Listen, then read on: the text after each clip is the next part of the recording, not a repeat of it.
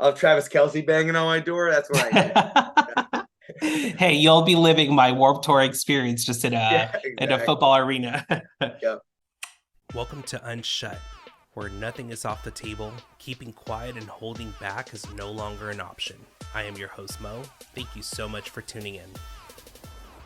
Loving the background, dude. Was not expecting to see all that. Yeah, I work from home 24/7, so I try to show off a little bit of my personality with all my Zoom calls I'm on all day. How's your day going so far? It's going good, doing great. How about you? Going pretty good. I'm trying to get my poodle to be a little quiet during this interview, so we'll see how that goes.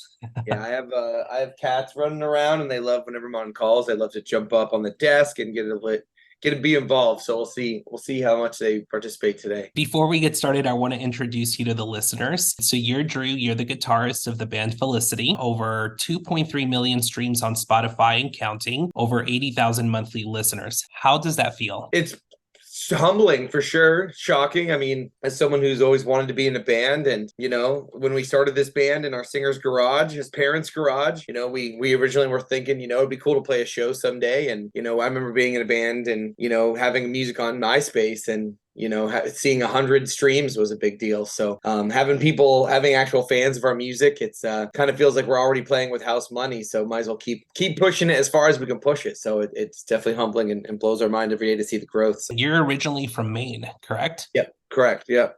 Do you still have a lot of family there? Yeah, pretty much most of my family that I grew up with in Maine is still there. Some of them scattered around. My mom and my sister are still up there. So going back up there for Christmas. Gonna freeze my tail off as every year for Christmas, but yep, still a lot of family up there. Would you ever consider going back? I don't know if I could ever do the full time in Maine. I'm now kind of got that Florida blood. It feels like was like in the 70s today, and it feels a little chilly. So I don't think I could ever. If 70s feels chilly, I don't think I could ever go back to Maine full time. So you're established, you're set. Yeah, exactly. I'm fully converted at this point. I feel like every New Englander eventually moves to Florida. I just got a head start on it. I connected so much to your story of starting with music, going into business, how that switch allowed you the freedom to go back into music. Can you share a little bit about that? My mom was very adamant I go to college. So while I was in college, I was in bands. A small town in Maine, Bangor, Maine, where the University of Maine is. So the opportunities are very small, even being like the biggest band up there. Maybe every now and then a band would come up and you get to open for them, but not too many opportunities. I decided to go to grad school, and that brought me down here to Orlando, Florida. Got my master's degree, got my first job out of grad school, which was working at a marketing agency, which led me down the path of realizing that, hey, with what I do for a living as far as digital marketing, I could really work freelance and really be able to pursue the band as much as I wanted. Really, all I need to work is a laptop. I started my own business running Facebook ads, and that allowed me the freedom to do as much of the band stuff as what I wanted. And so then it kind of freed me up to where I can kind of be in a band, but not be kind of like the starving musician, where I can kind of have the freedom to put the time and the passion into it. But I kind of had to have the backwards path of I had to put a lot of time and effort into college and into my business at the forefront. But now it's nice to kind of be able to I've been doing both, been growing both at the same time. So I have my business I run, and now it's given me the freedom to where if we do end up going on the road, I don't really have to like request time off or quit my job or find another job when we get home or things like that. I can kind of work from the road and do a little bit of both. So it's been a cool journey in that sense. Well, I loved reading about that story because I come from the choreography industry, but when your passion becomes your obligation, it does get very exhausting. And so what I did is applied everything I knew from running myself like a brand, applied it into industries that had nothing to do with choreography, nothing with the performing arts. That blossomed into something completely out of this world that I never imagined. And so because of that, here we are. Now I'm pursuing something completely different in a completely different angle. And we're in the beginning phases of Unshut. Yeah. It's really wild because like me being able to apply my skill set in my business directly to my band too, and digital marketing and running Facebook ads. And a lot of people discover our band because we're able to, get our music in front of people who maybe not have discovered us otherwise if it wasn't for some being able to do some advertising for the band with a skill set that like record labels have that skill set for bands, but we kind of have some of that skill set ourselves, which is cool that a lot of bands don't have that skill set. And then on top of that, like sometimes when you're really a struggling artist at the beginning, you might kind of take for granted because you're not able to be necessarily happy because you are struggling in that beginning part. And if you're not happy, you may blame the happiness on because you're chasing your passion, but you may feel like you're not happy because the passion isn't fulfilling that. So being able to at least be somewhat not starving, being somewhat comfortable, having a steady income, having a steady job while still being able to fulfill my passion at the same time was really a benefit that I had, where I've seen so many bands, they finally start making it. They finally are grinding to the point where they are getting some of the opportunities and being on the road, but then they end up breaking up because they fall apart because they don't have their basic obligations and needs met, and they realize like, I need to stay at home and find some steady income or find a job, and the passion isn't the passion anymore because of that. And we haven't had that at our job in Felicity. A couple of the guys in our band are teachers, and sure, we get to go on tour on the summer because they're not working on the summer, but the rest of the year we just find ways to make it work. But 9 to 5, all of us are kind of are working our tails off, and then when 5 p.m. hits, we switch our lives to the other half of our lives, which is being in the band. And that's kind of the way we've always been wired and the way we've always worked. I have a playlist where I drop a lot of music where I don't look at the artist. I just put it in there and it's fucking random. Circles was on there. And I, after doing my research, I'm like, holy shit, like full circle moment with like, I had already listened to a lot of your music. Wow. I'm like, no way, this is not happening. So when it started to kind of come into fruition with the,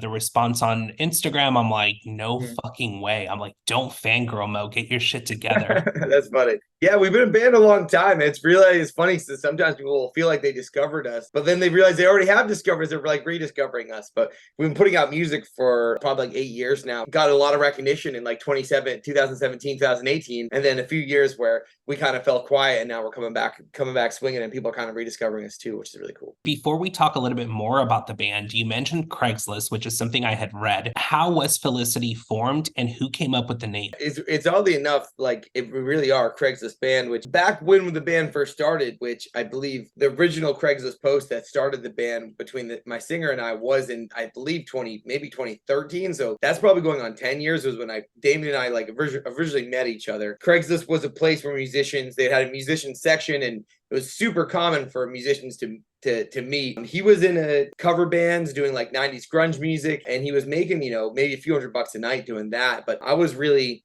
like still had the passion, the drive, and I knew I was in a city like Orlando where there was a music scene and there was opportunities, which I'd never had before growing up in Maine. For whatever reason, we found each other's Craigslist posts. I don't know if he found mine or I found his, but we ended up communicating. I drove to his parents' house and we met in his garage and we jammed a little bit and played a couple cover songs. And then we had a couple guys come in, and then they would stop, and it would be just Damien and I. And for the first year or so, it just really always ended up being just Damien and I at the end of the day. Just be Damien and I. And then eventually we got a couple guys who were willing to be a little bit more consistent. And so after about a year was when we came up with Felicity, and that was Damien who came up with the name and found the word. I don't know if it was in the dictionary or if he came across the word. It really is kind of like a synonym of the word Nirvana, which like the band Nirvana, which it just means happiness, do what makes you happy, extreme happiness. And for us, that's making music and being in a band and really pursuing your dream and pursuing whatever it is that's going to let you, when you're 6 feet underground, have no regrets. And that's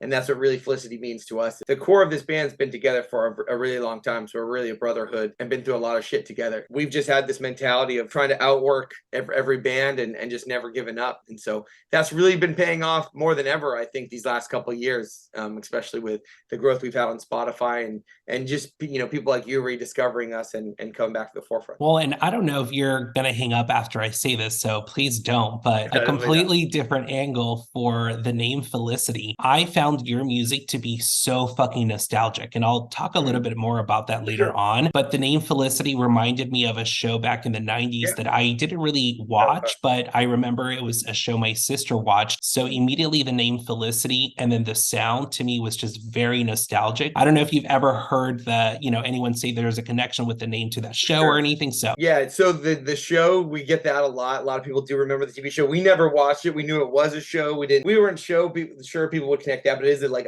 a woman's name? It was also the name of an American Girl doll. We get that a lot too. That was a popular American Girl doll. So there's definitely the nostalgia factor. For us, it wasn't those things, but we get that a lot. We always sometimes will throw people off by saying, "Yo, we named it after the TV show. We just grew up loving the TV show." So if we want to throw people off, we'll just tell them that. True story. is the whole like Damien grew up loving grunge music, Nirvana, one of his favorite bands. And so that's also kind of a tribute to that, who we think is one of the most important rock bands of all time as well, Nirvana. You've opened for bands like Fall Out Boy, Weezer, Papa Roach, and so many others. And even though I'm sure opening for all of them was a great experience, if you could go back and only pick one opening experience to relive, which one would it be? Probably the most meaningful one for us would probably be just one we did earlier this year, which was back in May. We got to go play with the Used. We got to play their their album release show in LA. And it was one of those things where it was the biggest opportunity we've gotten thus far, where because of just what we've done on TikTok and the growth we've had there, I guess the Used wanted to bring an up and coming band to open for them. And it was just us and the Used. And it was just us being direct support. It wasn't like some of those ones you mentioned were kind of like festival opportunities where like we might have been playing early, like, us, and then there was a whole bunch of bands and like then the headliner, and we might have been playing earlier in the day, and then later in the day, the other bands were playing. We got to watch them side stage and it was really cool. But this was kind of like a one-on-one kind of experience with us in the Used, where we got to like meet them in the green room, and it was just us and them, and their fans watched us, and we walked off the stage and the Used came on. So that was one of the most incredible things for us, and obviously a band that means the world to us being emo kids, and like a band that we have admired.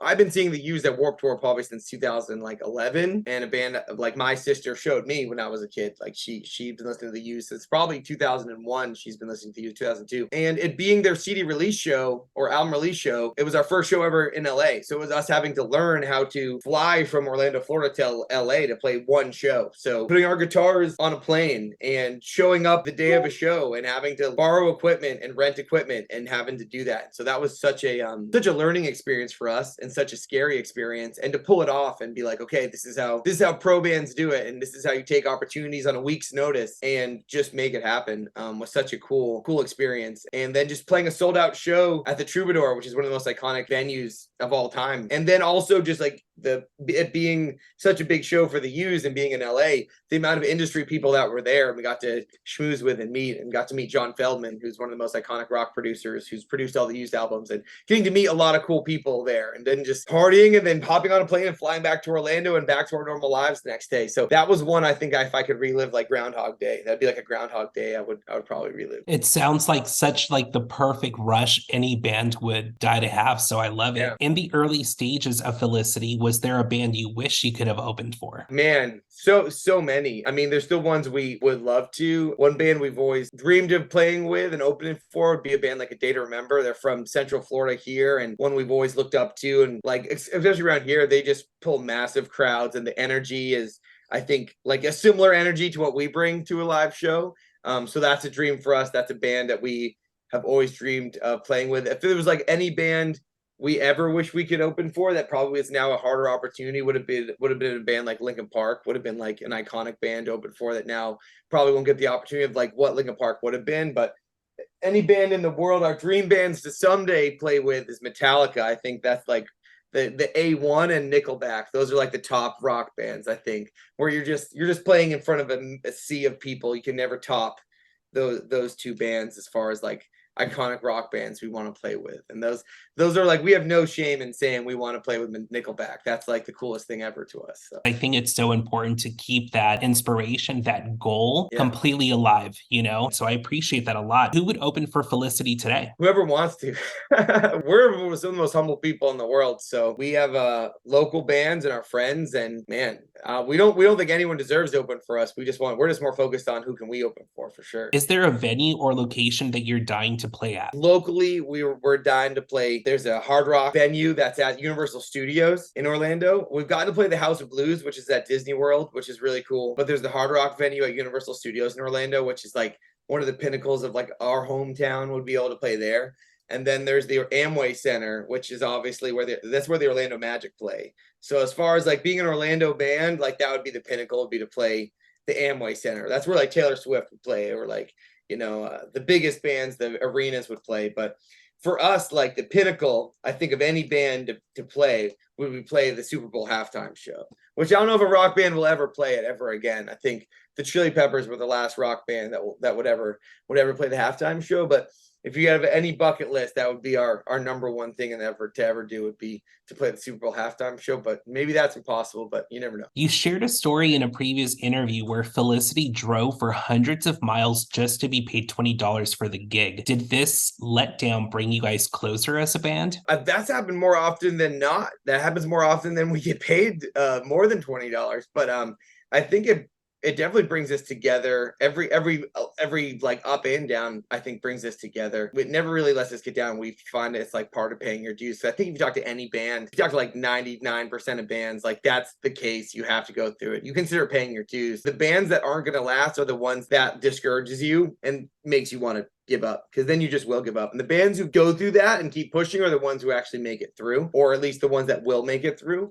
because a lot of bands will go through that, keep pushing, and eventually it will break them. But it just is what it is. And especially in being a smaller band, especially being a smaller rock band, and it's just the industry. Unfortunately, it's an unfortunate part of it. Definitely brings us, everything we've been through brings us closest together. And I wish it was like that was one of the shittiest things that's happened to us on the road, but it's definitely not. What does a band do when you're given a $20 bill? Like what do you guys do with it? You just keep going. It's like goes into the cash box. And luckily, like us as a band, we're never like we are like, always willing to personally as a band like finance whatever we need to keep going. Some bands don't have that luxury. They're like 100% relying on whatever they do on tour. We take risks of shows like that, knowing that we can have that to fall back on, which is probably why we are taking risks to play shows like that, because then we'd rather play a show for 5 people and make $20 and not play a show at all, because that's 5 people. We have the potential of making one fan that maybe will, in a year from now buy a t-shirt on our web store, and now we've made that $20 back, and then maybe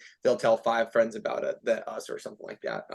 Those times don't happen too much anymore, thankfully, and we don't take too many risks like that anymore. We're kind of past that stage of our career, thankfully. But yeah, basically goes into the cash box, and usually goes towards a pizza for the band to split, and sometimes to eat in the rain underneath an awning, because the venue won't allow outside food or drinks even for the bands. Sometimes that happens too.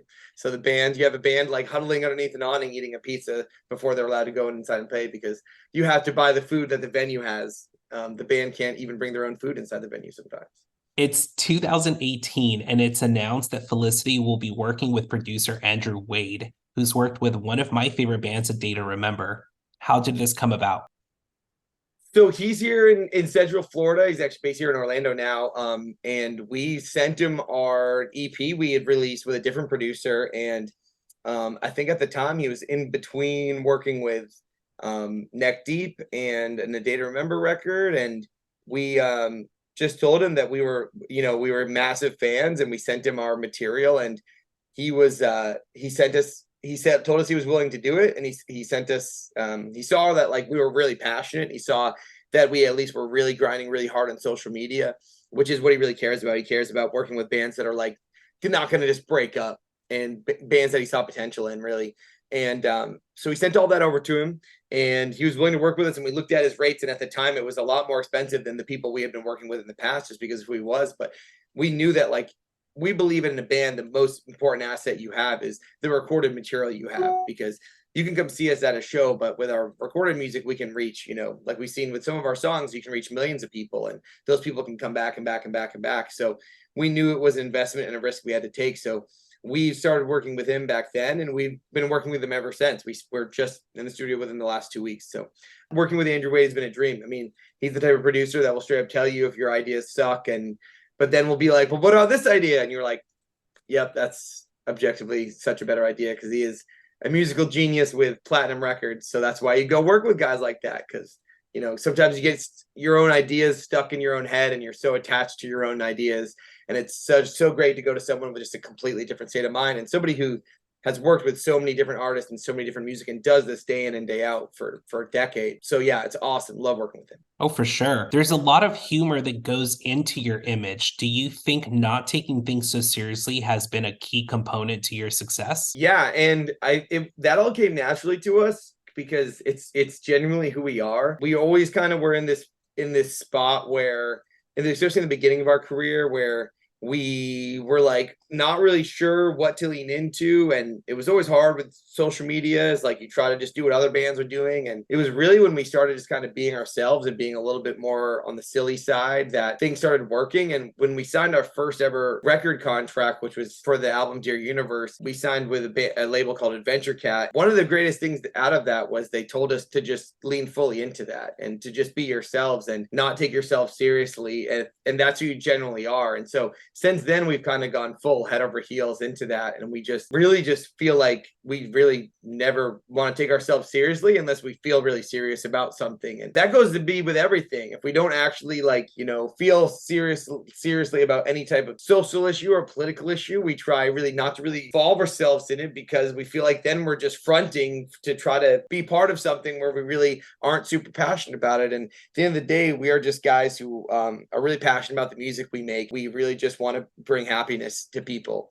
And so that's what we try to focus on, and that's our we feel like is our image and our personality and who we are as a group of people. So that's really everything we try to base it around. And if we just want to make every day, every piece of content we put out, the music we put out, is in an effort to make people smile and bring a little bit of happiness to their day. So yeah, I mean, you guys were going to stores like Lowe's and Planet Fitness, blaring your music at strangers. You've even set up tables with your merch at places like Macy's. Have you been banned from any places because of this? yes, we're not allowed in certain big box stores in Orlando, just certain locations, individual locations. And it's really just they've trespassed us not to come back, because we just have gone in just to make film TikTok content and stuff like that. So but we wear that as a badge of honor. We feel like the more places we can get banned from, it just makes the TikTok content that much more clickable. People want to see where we're going to get banned from next. So at the beginning, it was scary. Like it's kind of like, but we also are a generation that grew up, I'm sure like you, watching like Jackass.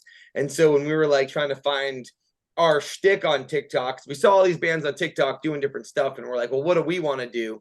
And we were like, well, what do we think's funny? And we think about Jackass. And so like going into public, and how can we incorporate our music and being in a band into public stuff? And so it started with just, you know, being in the parking lot, and then it started with, all right, let's go into the store. All right, well, let's now push you around the parking lot in a cart. All right, let's push around the store in the cart. All right, let's push around the cart while blaring the music out of a Bluetooth speaker. And it's just evolved and evolved and evolved, where now we'll set up our instruments in the store and do whatever we can to try to push the envelope a little bit further. So we need to do more of that. We've been so busy, we haven't been kicked out of a store in a little while, but it's starting to slow down here this winter. So I think we'll be causing some trouble here soon. It's so awesome to hear you talk about things like Jackass, because we've talked about nostalgia, and I think you guys are fucking killing it. Because when I went back, and there was like an Instagram reel where you guys were pushing the cart, even though there's multiple of those, but there was one picture in particular, and I was like, it really made me think of that cover from Jackass. Yeah, and I'm telling you, you guys are really like killing it with bringing your humor, your personalities to it, but it doesn't feel like it's being copied. There's something so authentic to it. You didn't need to go on to your post and explain that, right? You didn't need to go and explain your vision, and here we are talking about nostalgia, and I'm just mind blown about it. I knew I was going to love this interview, but I didn't think I was going to love this interview. So I appreciate it. Can you share the story behind Felicity, the Nickelback of pop punk? Yeah. So I mean, the reason we took that moniker was when we released a song called Emo Trash earlier this summer. And when we wrote the song, it came together really, really quick, because we were wanted to do a song with our friend Grayson, who's an artist here in Orlando.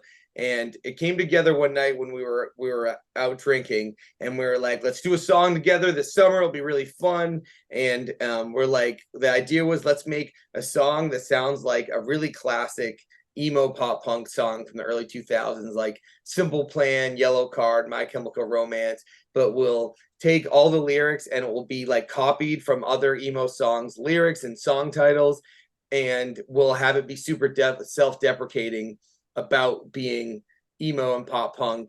Like, and that was just the general idea of it. And when we were done with it, we were like, this is going to be a very divisive song. People are going to love it. People are going to hate it, but that's great, because it will do so good on TikTok. People will like that type of stuff. Does great. And it'll go viral. We know it'll go viral to some extent. We had the song ready. We started posting it, and it was doing okay on TikTok. It was like doing good compared to most of our stuff, but it wasn't like going crazy. And then one day we were having band practice, And I looked down at my phone and I had all these texts from Grayson. And he's like, dude, we have like 500,000 views on Twitter right now. And someone had taken one of our TikToks and posted it on Twitter. So it wasn't even going viral on TikTok. It was going viral on Twitter. And by the end of the day, we had 5 million views on Twitter, not on TikTok, on Twitter, but it was the video from TikTok posted on Twitter. And it was just like Nickelback level hate, like just all hate. We just started calling ourselves the Nickelback of pop punk because everyone hates Nickelback. And we just started just like fully playing into it. Like we're the most hated pop punk band in the world.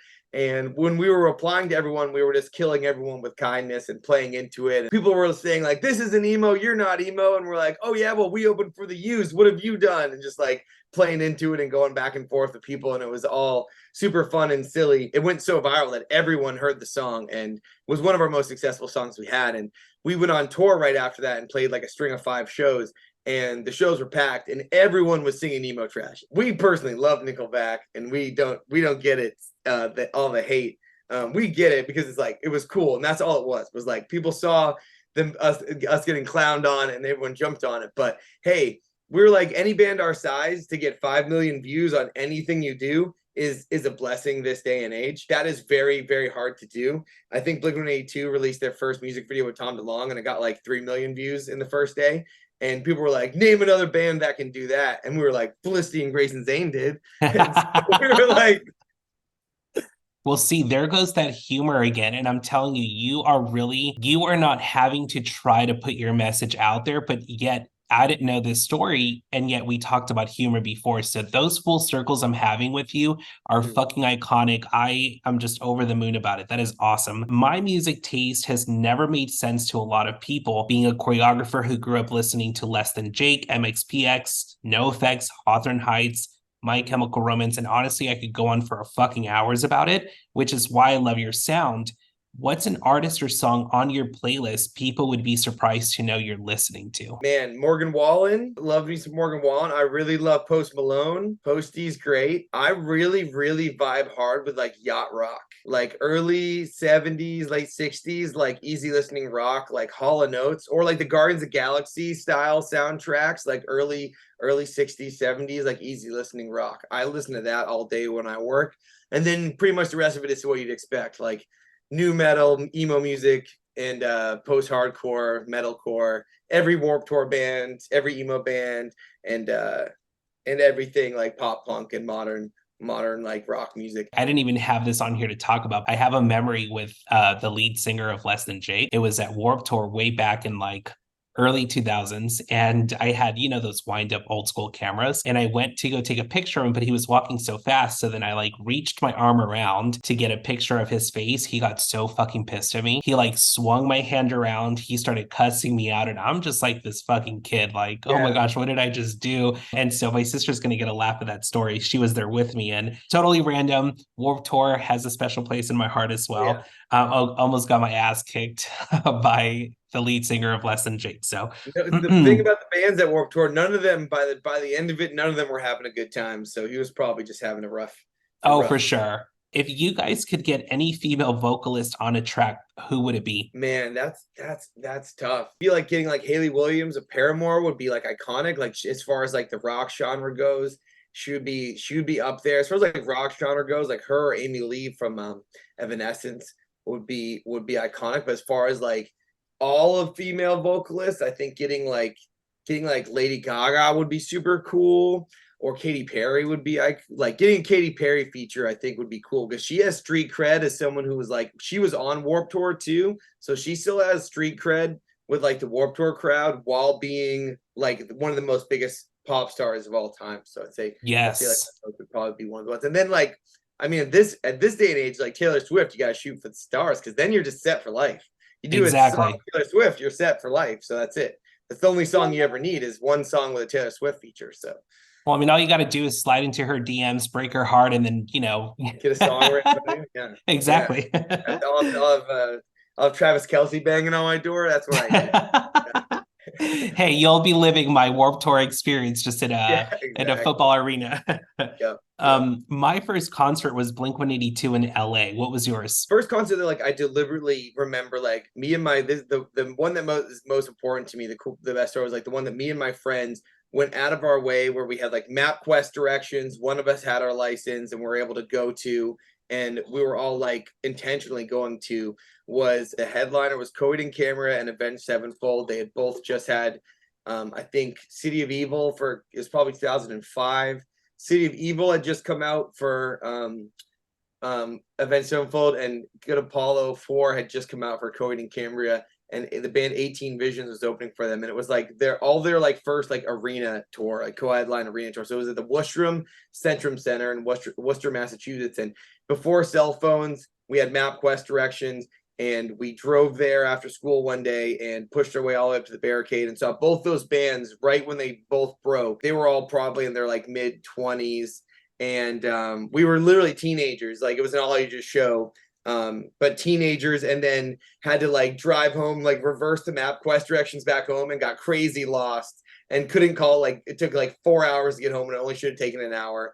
But got crazy lost trying to get back home. But that was it, because it was the first one that we all were like deliberately going to on our own without our parents like dropping us off. Like our parents would drop us off at Warped Tour or something and pick us up, but that was like us going on our own adventure, going to see a show. And that was Avenged Sevenfold in like 2005. Was pretty rad to see. Let's name drop the members who aren't here today and get to know them a little bit too. Who in the band is the biggest diva? The bougiest is our drummer Rashid. The bougiest. He has to like get his own hotel room. He has to like has the bet has will pay for his own accommodations if he has to. But he's also been like touring the most out of all of us. And when we tour, we're used to being like DIY, like sleep in the van, and he's not. And when he's been on tour in his other bands, he's been like everything's fully paid for, whatever. So we're just from two different worlds. So this is his first like punk band, rock band he's been in, where like we're grinding, making like a couple $100. He's used to like being a hired gun where everything's paid for already. So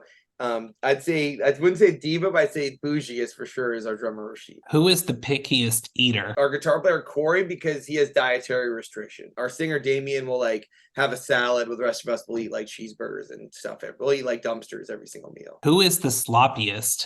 Probably me. Who is more likely to start a fight? I'd say probably in the case he's most likely to escalate something to a fight. Maybe Rashid or me, probably. Who is more likely to run from a fight? I'm not sure. We're really non-hostile group of guys. Who's the most emotional? Maybe Mike, our bass player. He's a pretty emotional guy. Or me. Me and him are probably the most emotional. When me and him go at it, we'll have like have to have like a 3-hour talk if me and him get into it. So, but that's great. Sometimes having those long emotional talks are great. Yeah, being in your feels is good sometimes. What would you like to share about your latest release, She's Nuclear, and what can we expect from Felicity in the future? Our previous album came out, Dear Universe, which is the one that has our like biggest songs so far on it. We have a song called The Weather on Dear Universe that has been our most successful song. When that album dropped in summer 2021, we were in the studio that day. We had just started recording a new batch of songs, and those new batch of songs that were being recorded in 2021, we had just started writing them in the studio with our producer Andrew Wade. Those songs are the ones that are starting to be released right now. We've been working on them for a long time, but what we wanted to do is have we started working on about 16 songs, which is a lot of songs, and we wanted to have them fully done and scoped out and done, so we had a surplus of material finished, fully scoped out with like features, and we wanted to just have this full backlog of material, and we wanted to be the best music we'd ever made, and we wanted to have just this full holster of music, so that when we started releasing songs, we would never have to stop. We could basically say we're going to release a new Felicity song every 6 weeks until further notice, so that we never had to go on hiatus almost ever again, because with COVID and everything, it was just a really hard time for us to not release music for so long. So that being said, She's Nuclear was the first song we started writing. It was the first riff we wrote out of that entire batch. So it was really like the first new chapter of Felicity since Dear Universe. So we really was like the first sign that we wanted to enter this realm of just being a rock band. We'd always been like pop punk and emo and a little bit of metalcore and a little bit of heavy metal, but we were like, we just wanted to venture into like new realms of just rock, and there is a little bit of all that other stuff too. We even have a little bit of like new metal and some other cool stuff coming. We feel like She's Nuclear is kind of just a slap you in the mouth kind of old school rock song that we've all loved growing up listening to classic rock and just rock music that could be on the radio. It's a really important song to us, one that we really love, and so far like people really love it too. We had the most successful first week as far as streaming numbers we've ever had for a song, which is really exciting for us. Love that song, proud of the reaction we've had so far for it, and super fun to play it live. And then we have our next single dropping on November 28th. The next Felicity song will be dropping on November 28th, which has a really cool feature on it. Super excited about that. This is what's going to make your band so fucking iconic to play in the future, because those shows are going to be mixed with so many different sounds. You'll have the pop, you'll have the punk, you'll have the metal. That is a good show. It's not just steady lined. You know what I mean? Before we wrap up, I've noticed artists don't typically give their publicist a shout out at interviews or anything. So let's give Becky a shout out for making this happen today. Becky is the best. We love Becky. I try to shout out Becky all I can. Becky and Big Picture Media, they're the absolute best. And Becky hooks stuff for us all the time and makes sure that we're always on time. We know what's going on and make sure everyone's taken care of. And she's absolutely an absolute badass. She's the true rock star. It goes unsaid so much. So good publicists out there. Shout out to them for sure. Thank you again, Drew, for taking the time. And I am very excited. I'm sure so many other people are too, for all things Felicity in the future. Thank you so much. And I had a blast and definitely appreciate you having me on. And hopefully next time we do this, we can get some more of the guys on. And yeah, let's do it again sometime soon. You're part of the family for life. So don't be a stranger. Anytime, reach out. We can do this again and part of the journey, and hopefully we'll come play a show near you soon and we can all hang out. Looking forward to it. Thank you so much, Drew. Absolutely. Talk to you later. See ya. Bye.